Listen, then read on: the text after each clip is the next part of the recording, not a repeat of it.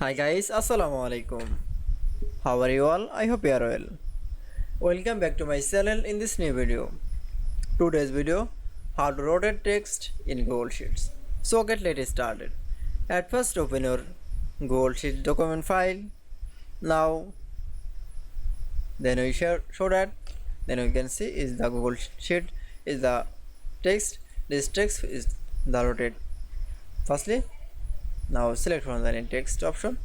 Now going to the menu option. Now click for the text rotation option. Now for click, then choose style. That's it. Straight up. That's it. Then again add the text. Select from the text.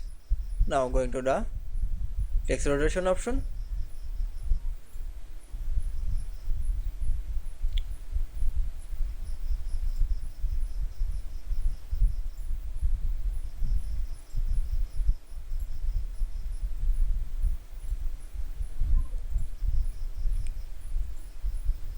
This apply from the another text. That's it. Then I show the text rotation in Google Sheets is very easy. I hope to enjoy the video. Please like, comment, share and subscribe my channel. Thanks for